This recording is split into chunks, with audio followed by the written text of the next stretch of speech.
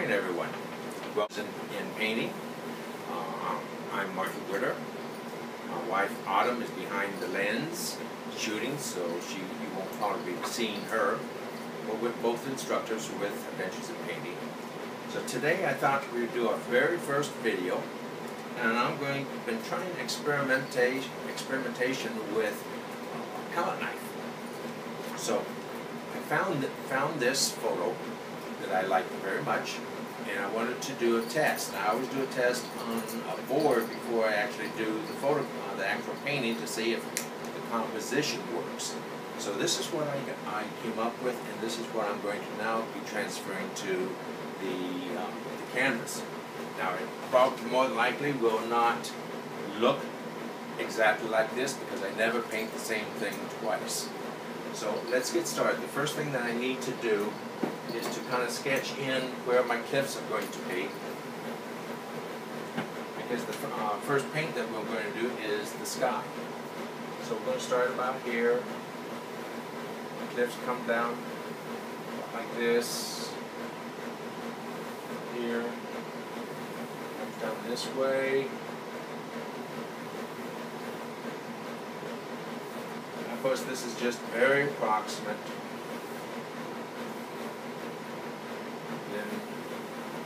On down with another mountain, let's say in here.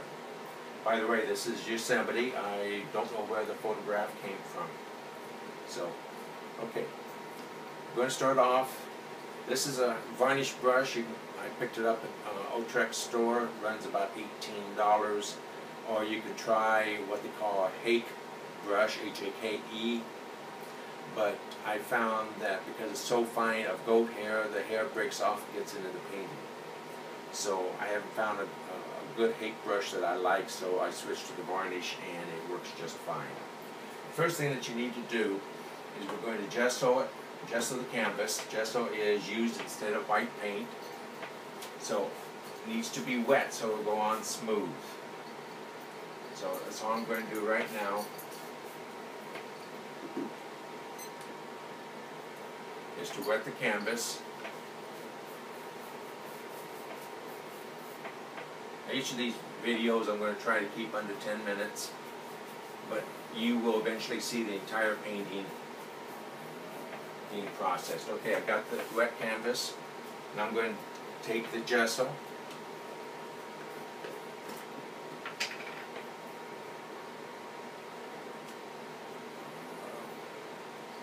And it goes on pretty thick.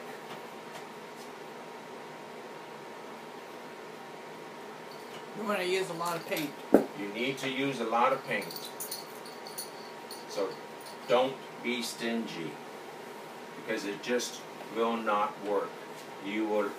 What will happen is you'll end up with parts of the canvas showing through.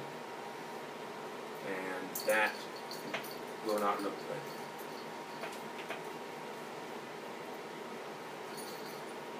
So I'm hoping to get through the blue sky today and maybe work on some clouds, or at least start the structuring of clouds. And then probably tomorrow we'll hopefully start the mountains, or finish the clouds first and then do the rocks. Okay, I use ultramarine blue for the sky. Sometimes I put purple in, depends on the color of the sky I want. Now this is going to blend right in with the white. Now the one thing in nature, hold on, I'm going to turn off the air conditioner so you can hear me. I hope that's better. Sorry about that. One thing about nature is when you're looking at the horizon, the sky is always going to be lighter in color than straight above your head. That's due to smog, atmospheric conditions, whatever, moisture in the air. So as you get closer to your horizon, the sky becomes lighter in color, and this holds true no matter what. So we're going to just start off, make it simple, with a little bit of ultramarine blue. You spread it out this way first with the brush, just get a coat of paint across it.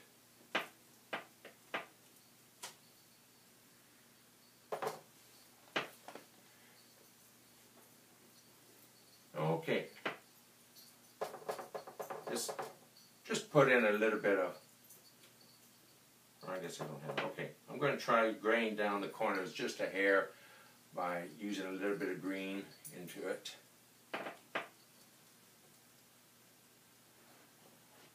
Okay, once you get it in, then you do crisscross strokes all the way across to blend it in. Now this brush is soft, and so it will blend it nice. Need a little more blue up there.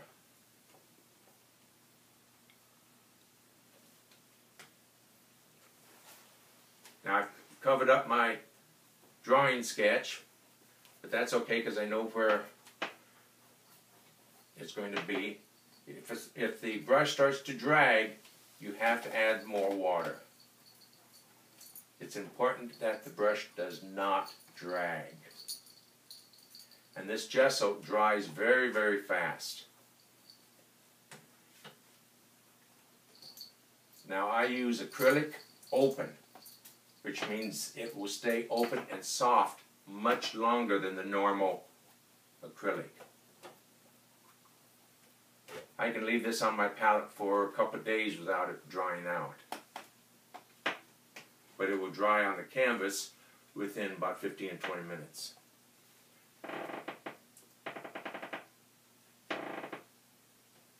Then after you crisscross, you just go all the way strong, very lightly, bring all the way across.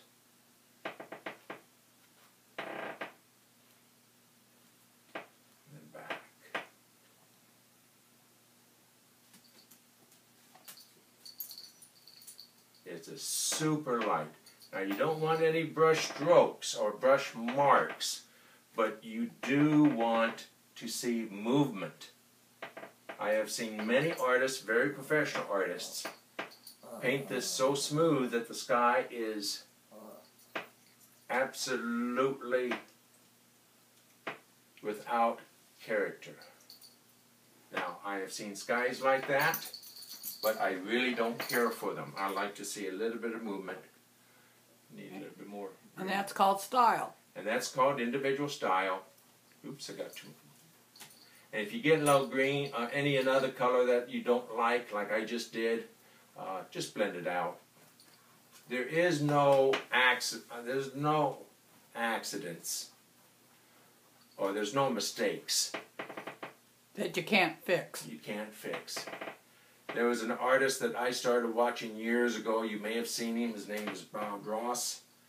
It was sad when he passed away from cancer.